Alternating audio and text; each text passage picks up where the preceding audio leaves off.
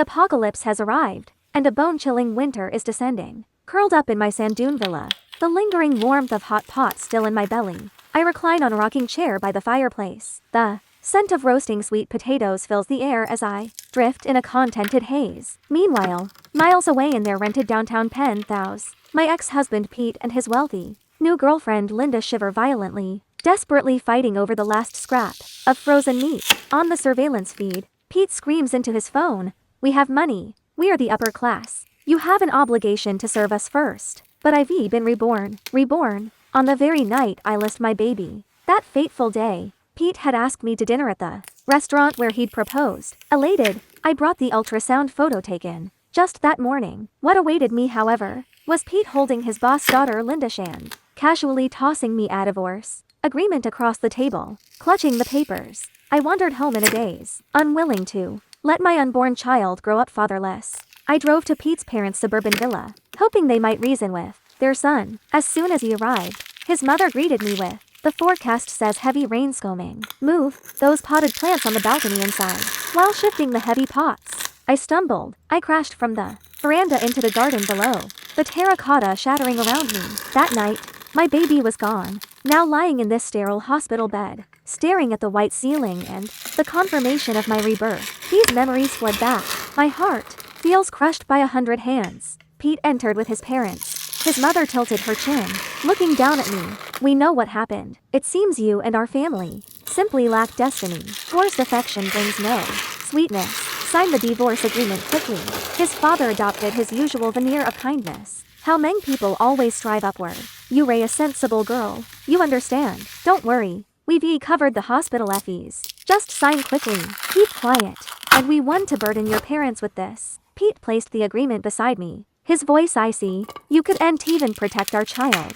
Sign it now." About the assets. "If you cooperate, our family won't be unfair." I wiped my tears, gritted my teeth against the pain, and sat up. "I understand," I said to Pete. "But you have to believe me. I still love you. Since I love you, for the property, I only want the 300,000 yuan durai my parents gave us, and the car we bought together. The house and the shop were never mine. I shouldn't take them." Pete's family looked stunned, then delighted, showering me with praise. "Such a sensible, kind-hearted girl." I signed swiftly, instructing Pete to transfer the 300,000 yuan immediately and pick me up that afternoon for the Civil Affairs Bureau. He agreed readily, and the family departed visibly relieved. The other families in the ward had overheard. One new mother's blunt younger sister remarked, "You Ray, the worst case of love sickness I've ever seen." That afternoon, Pete, uncharacteristically attentive, drove me to finalize the transfer and then the divorce. Stepping out of the bureau, he began, "How Meng, don't blame me. I'm the only son. I have to climb the ladder. I know you love me." But Linda's father, a harsh horn, cut him off. A silver-green BMW with hazard lights flashing pulled up. Linda, teetering on thick platform sandals and clutching a logo emblazoned bag, sauntered over. Pete rushed to her side, taking her bag. "Baby, I was just telling her to leave me alone," giving her the car keys. "That's all." Linda demanded a kiss, a blatant display of ownership, then scanned me with a sneer. "Take better care of yourself. Find some suitable old man." Gone. Blame brother Pete someone as handsome and capable as him. "You were never worthy, yellow-faced woman. Remember, in love, the unloved one is the homewrecker." They drove off, alone in my car, window up. I didn't cry. Instead, uncontrollable laughter burst from me.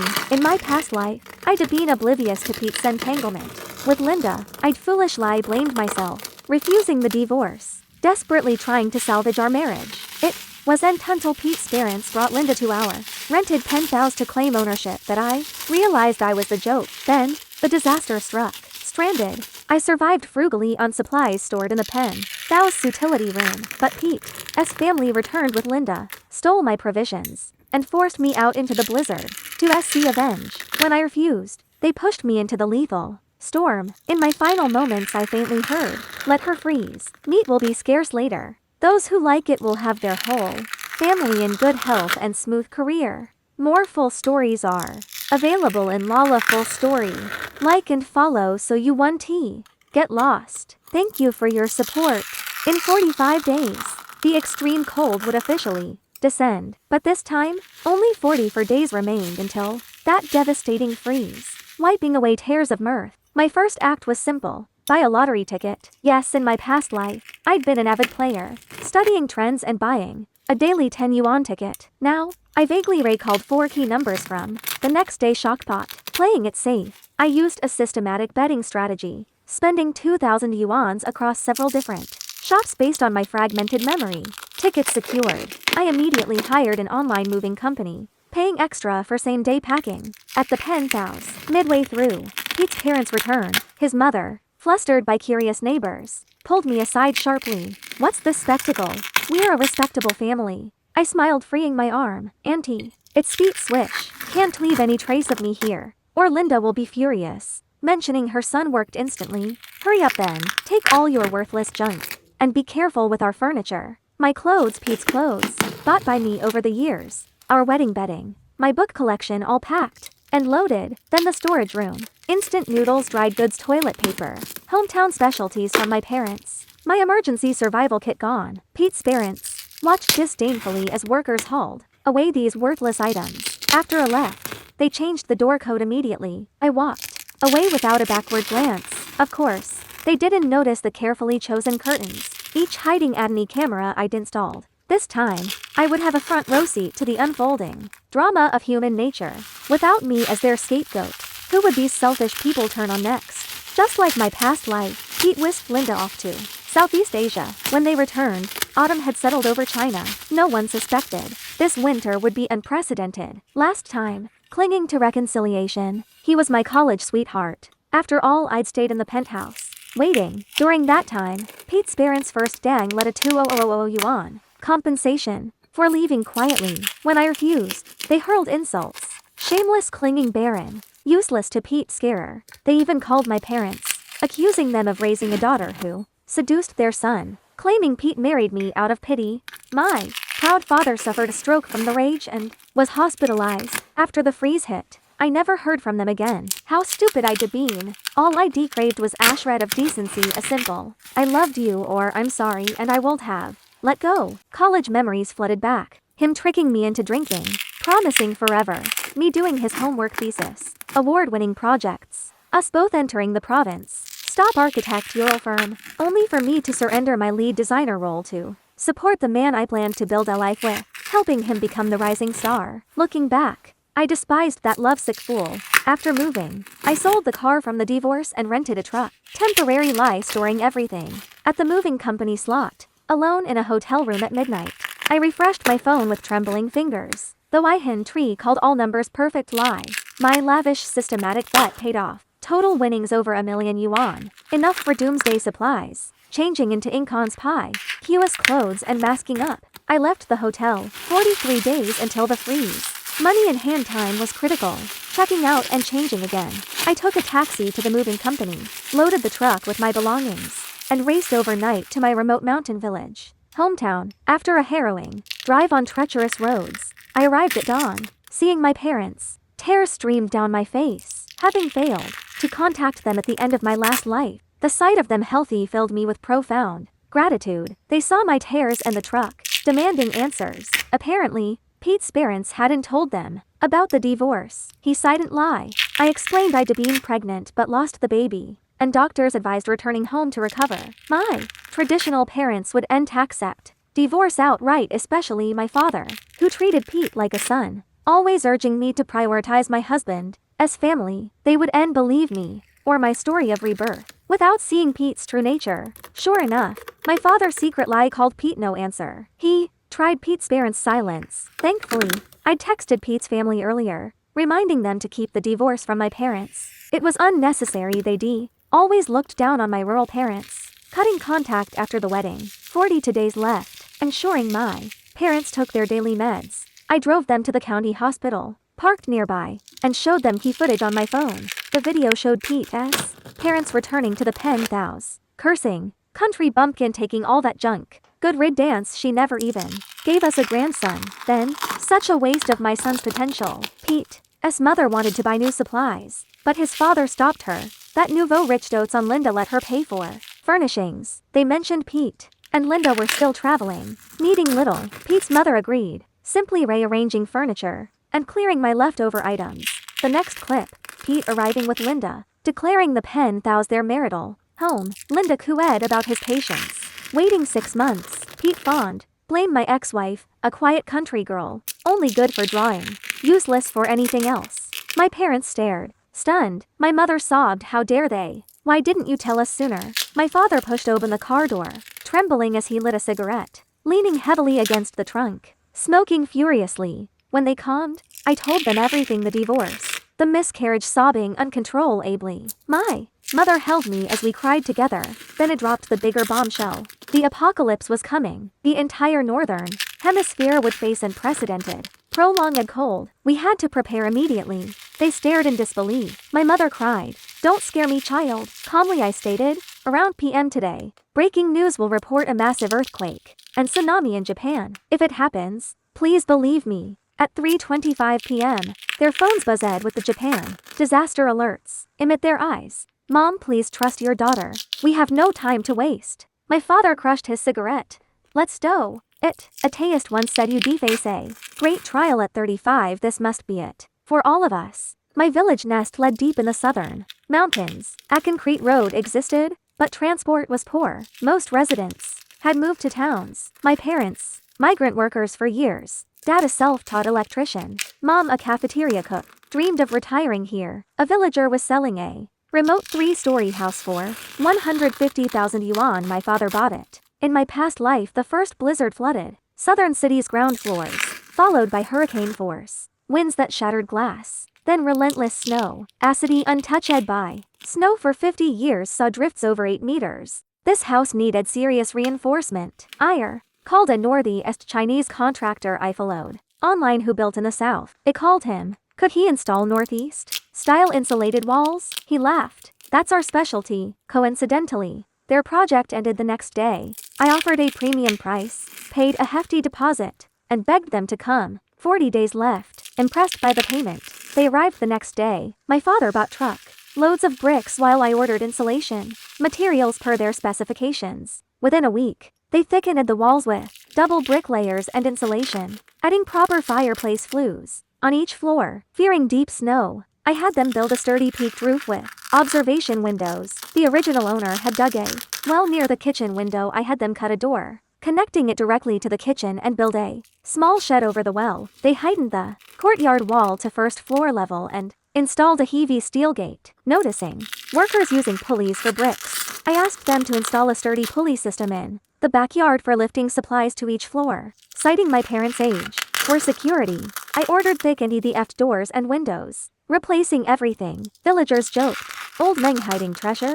My father laughed it off. The kid worries about us, said. The old windows were drafty. The remaining villagers, simple folk, accepted this. 30 days left. With the house fortified, focus shifted to heating and food. My parents, veterans of scarcity, took charge. They had me drive to a wholesale market for truckloads of honey, comb coal and smokeless charcoal, stored in the new backyard shed, plus durable cast iron stoves. For extra security, I bought truckloads of seasoned hardwood. The live red secret lie at night. My parents used the pulleys to distribute logs to each room's fireplace, storing the rest in the shed. The first floor held just the kitchen and a living room centered on its fireplace. The second and third floors mirrored this layout, with other rooms designated as warehouses. Meanwhile, I drove daily to the provincial capital, shopping frantically for a week. Nights were spent studying survival guides, compiling exhaustive lists. Then, under the guise of donating winter supplies to remote mountain schools, I placed a massive order at the capital's wholesale market. Clothing, 12 sets each of premium down jackets, thermal underwear, wool socks, snow boots, 4 pairs per person, 12 thick quilts, wool blankets, sleeping bags, daily necessities, toothbrushes, soap, shampoo, laundry detergent, disinfectants, alcohol, bleach, heavy-duty garbage bags, water filters with extra cartridges, large water storage barrels, tarps, industrial salt for snow melt and preservation, food staples, 2 oak GG rice to 150 kilograms flour, 50 kilograms each of millet, corn grits, mixed beans, dozens of boxes of noodles, instant noodles, non-staples, soup bases, hot pot bases, 10 boxes each, compressed biscuits, military rations, dozens of boxes of canned ham, spam, candies, chocolate, instant coffee, tea, dad's favorite, cigarettes for dad, dried fruits for mom, various drink mixes, dried goods, mushrooms, fungus, dried bamboo shoots, kelp, flavor, dried shrimp, Squid tens of gin. Cured meat sausages tens of gin. Condiments. Oil, salt, soy sauce, vinegar. Sugar, spices, large quantities. Storable produce. Apples, oranges by the box. Sweet potatoes, taro potatoes, onions. Pumpkins, radishes, hundreds of gin. Lighting or energy. Dozens of large power banks. Boxes of batteries. A dozen heavy-duty flashlights. Cases of long-burning candles. 2 large solar panel systems. With deep cycle batteries. Medicine. Full physicals revealed minor. Chronic issues for my parents. I was weakest. A stocked prescription. Meds, chronic disease drugs. Broad-spectrum antibiotics, painkillers. Stomach meds and extra vitamins. Calcium, the doctor quipped. These vitamins alone could keep you nutrition. LI balanced for 2 years. Perfect. Other. 3 commercial freezers. For freezing while power lasted. Insulation when it didn't. Hundreds of used books. Entertainment plus emergency fuel. Durable tools, axes, hammers, pliers, ropes. Welding kit and materials Dad bought later. Thanks to the truck and backyard pulley system. Supplies flowed smooth lie into storage. The house remote location, high wall. And discreet sourcing. Buying local items in the city. Kept the stockpiling largely unnoticed. 15 days left. News reports blared. Experts predict coldest winter of the century. Prepare. Most dismissed it as hype. But survivalist forums buzzed with extreme cold theories. I created anonymous accounts posting. I am from the future. The northern hemisphere. Faces unprecedented cold, snowless. Southern cities will freeze like mohi. Long term. Stock up. Fuel. Reinforce homes. Replies mocked me. Though a few said, family in meteorology says it s. Abnormal, better safe, or details? I gave brief answers then stopped. I texted all relatives and friends who Deaver helped me. News says this winter could be extreme. Stock up on food and essentials, just in case. Whether they SC, oft or doubted didn't matter. I'd done my part. With supplies nearly complete, we took my parents for final checkups. The doctor prescribed meds, and I doubled up on the supplements. We spent days checking details. Dad inspected window seals, insulation, tested stoves and fireplaces. Mom organized supplies meticulously, labeling everything. With my help, nights brought a crucial debate. Warn relatives and villagers? My stance was firm. No, I've seen humanity's cruelty firsthand. I've hinted via texts and posts. Their choices are theirs. My parents, shaped by hardship and understanding, poverty's harsh realities, agreed silence and discretion were paramount. We resolved, protect our small family first. I continued vague warnings online. 10 days left. I woke sweating. The thermometer read 28°C. A shocking jump from 4°C overnight. Downstairs, Mom froze meat in the freezers while airing bedding. Enjoy this in wants molitafin. At breakfast, my phone alerted me to movement in the penthouse. Last time I'd stayed, so Pete didn't rush there after returning. But now, having left quickly, had he taken Linda to his penthouse?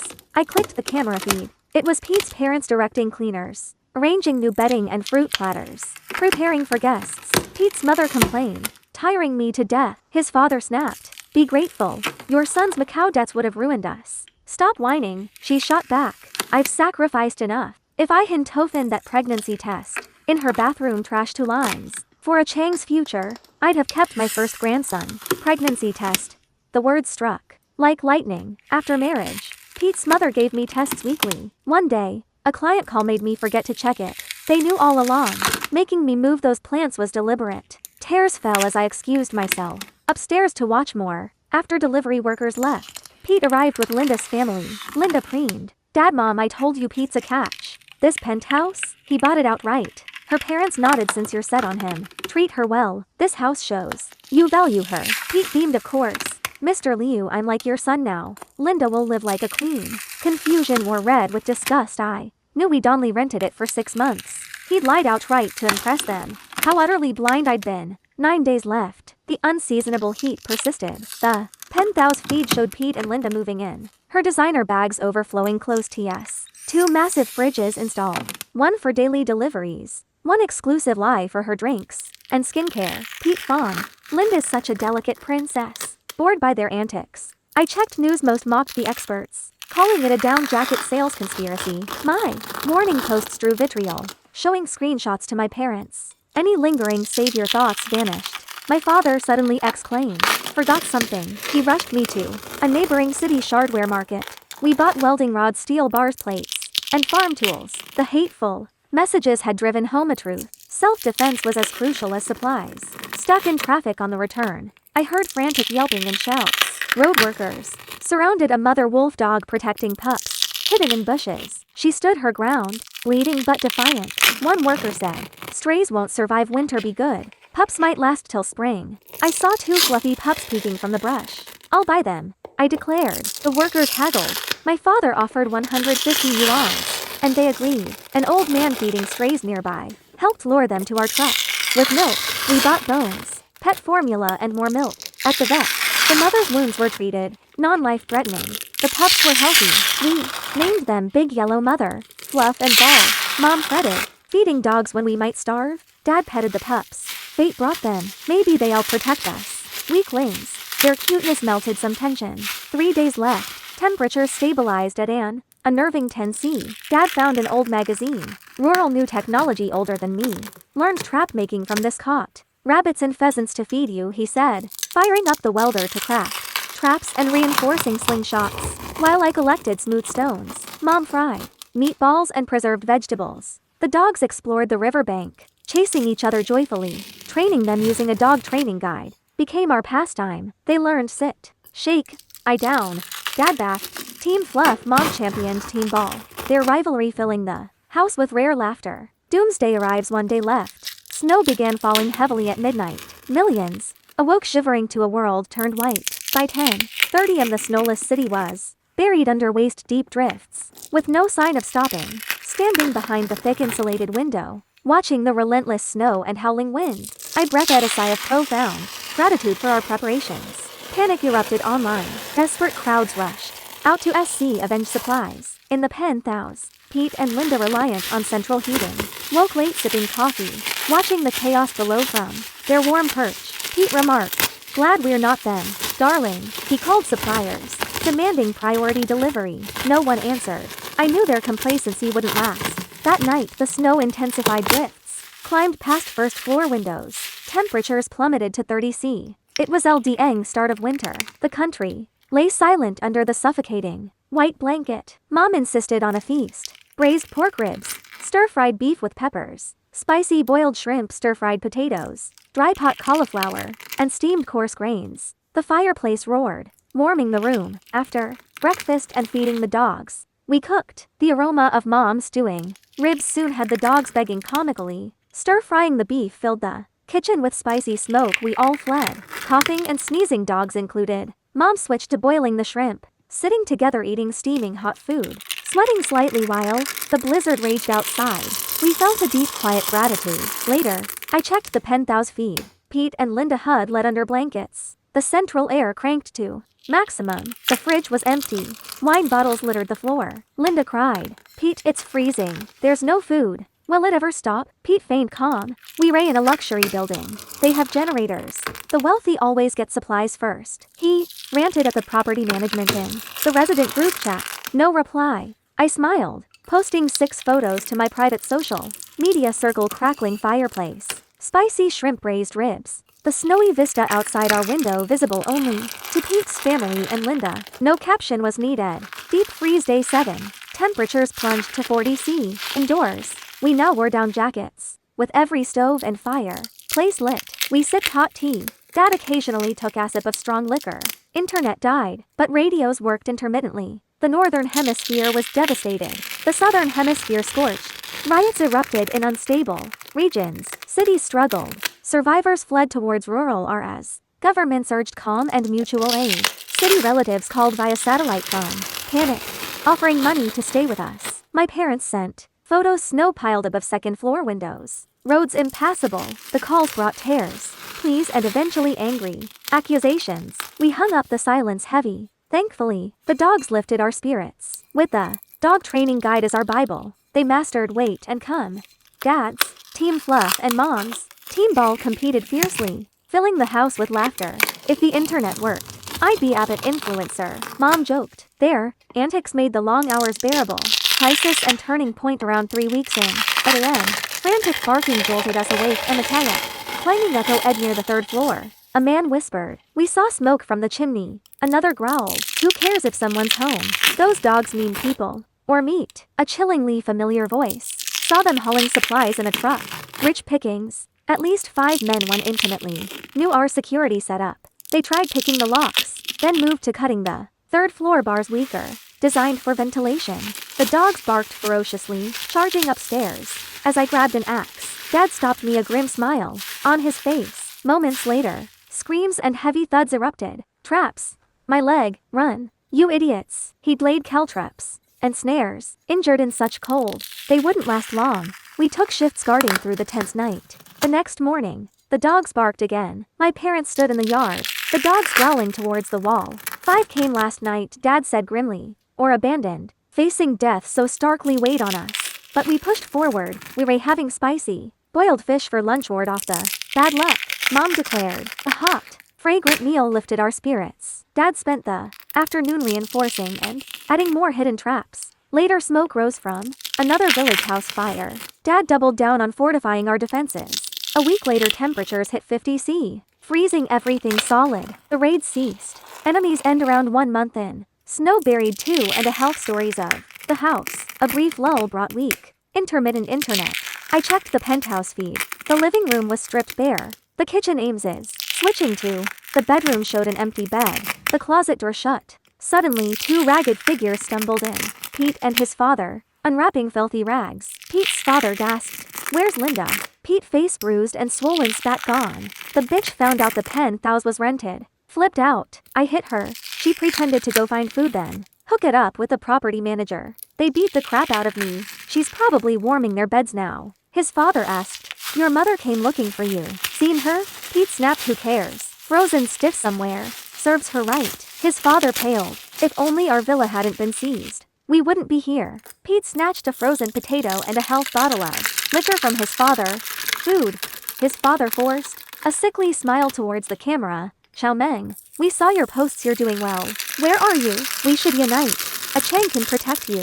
Pete's face lit up. With desperate cunning, he grabbed the phone. My phone rang Pete's number. He rejected it, then called back via video. The screen showed his battered face, greasy hair, ill-fitting coat. Pete forced tears. "Meng, where are you? I regret everything. I only ever loved you." I feigned concern. "What happened? Where's Linda? Who hurt you?" He ranted about Linda's betrayal, praising me. "You were always sensible, always prepared. She only used the fridge for her damn makeup." Ismold, biting into a roasted sweet potato, sipping warm milk tea.